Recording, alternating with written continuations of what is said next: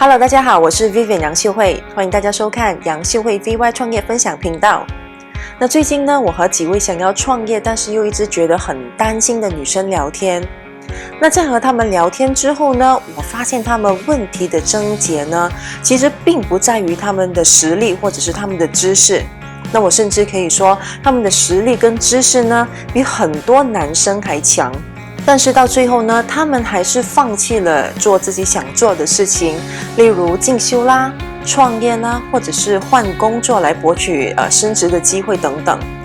所以今天呢，我就想和大家聊一聊，为什么这些女生到最后都会放弃她们想做的事情，她们热爱做的事情，或者是她们的理想呢？以及一些我个人的看法。如果大家喜欢我这条影片的话，记得帮我点赞、订阅还有分享哦。那刚才我们就说到呢，这些女生明明实力都非常的强，但是到最后呢，却选择放弃了去达到自己的目标，或者是放弃了自己的理想。那是为什么呢？那在和他们聊天之后呢，我发现其实是这个社会的意识形态呢，令他们缺乏了自信心，令他们缺乏了继续往前进的这个勇气。那首先是家庭的观念。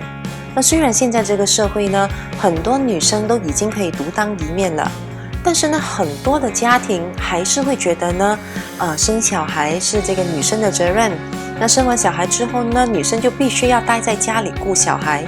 而支持这个丈夫的事业呢，就是女生的责任。那他们说的就像呢，如果女生有自己的事业，总是忙着自己的事情，然后不是将全部的时间都贡献给家庭的话呢，这就是问题的所在。结果呢，很多女生都会跟着这个固有的社会观念去走，那最后呢，就将自己的理想、自己的梦想呢，全部都搁置在一边，没有去进行，将自己的全部时间呢，都奉献给小孩还有家庭，但是自己的心里呢，却一直忍着，带着后悔的心情。那另外呢，就是职场的固有性别文化。那之前呢，有不少报告都指出，就算是在先进的国家，男性和女性有着同样的职位、同样的工作，但是女性的薪酬呢，还是会比男性的低。在管理学期刊 Academy of Management Journal 里面发表的其中一个研究指出，一个人呢，如果想在这个职场上被认可成为领导者，男性呢，一般会比较容易呢备受这个认可，而女性如果想要成为这个被认可的领导者呢，通常会比较困难。那就算呢，你拿着同样的稿，让男性还有女性来说，到最后呢，还是男性的潜能呢比较容易得到这个认可。Tina Kiefer 是英国华威大学 University of Warwick 里的这个组织行为学教授。那有一天呢，他就做了一个小的实验，在这里呢，大家如果有兴趣的话，其实也可以跟着一起做的。那在这个小实验呢，他就将一张纸还有一支笔呢，就分给了一群管理层的人员，然后请他们画出呢他们心目中一位有实力的企业领导者。这个时候呢，你不妨也试一试，拿一张纸还有一支笔，试一试画出呢你心目中的这个领导者的样子。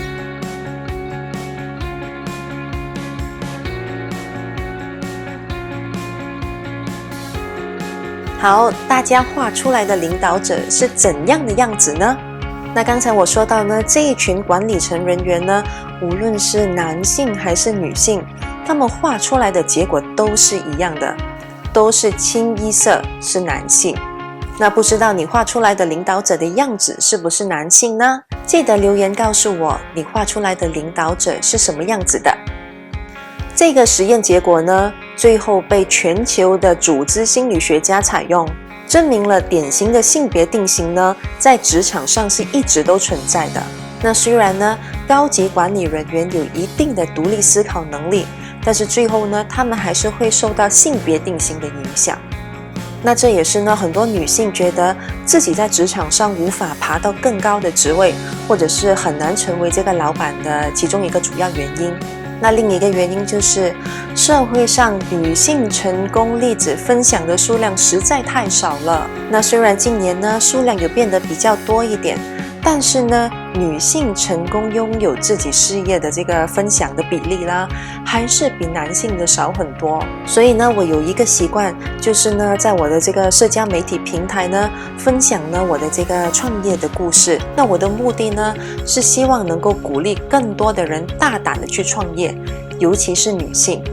希望呢他们能够鼓起勇气去追求自己的梦想，去实现自己的梦想。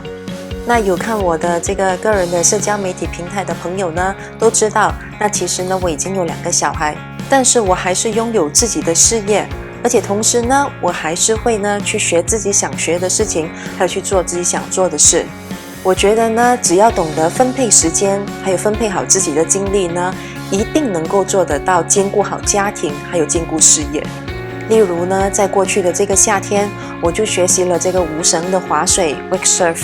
但是呢，我每天还是会亲自送他们上下学，陪他们上兴趣班，照顾好他们的饮食，晚上陪他们入睡，然后呢，再进行我自己的工作。所以呢，在选择兼顾好家庭和事业，我就选择了就牺牲自己一些休息的时间，还有牺牲自己一些这个娱乐的时间。另外，很多女生呢会裹足不前，不敢勇敢踏出第一步的原因呢，就是担心被质疑，担心负评。